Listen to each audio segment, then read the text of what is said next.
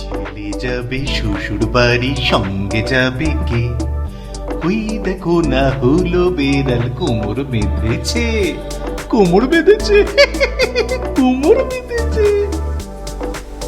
ছেলে শ্বশুর বাড়ি যাবে, বুদ্ধি শুদ্ধি একটু কম, তাই মা তাকে ভালো করে শিখিয়ে দিল। বলল, তোর শ্বশুরের অসুখ, তাই আগে তাকে গিয়ে জিজ্ঞেস করবি কেমন আছেন। উনি হয়তো বলবেন ভালো, তখন বলবি এইটাই তো আমাদের কাম্য।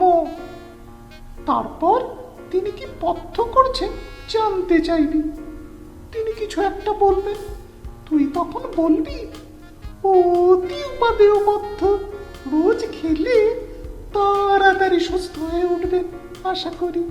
তারপর জিজ্ঞেস করবি কোন ডাক্তার আমার চিকিৎসা করছেন।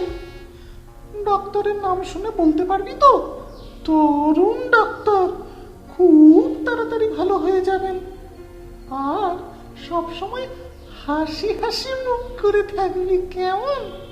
মার ন্যাওটা ছেলে ঘাড় নেড়ে বেরিয়ে পড়ল।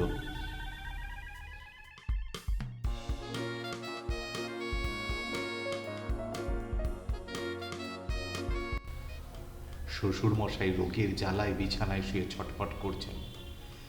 জামাই ঘরে ঢুকে হাসতে হাসতে জিজ্ঞেস করলো, কেমন আছেন বাবা?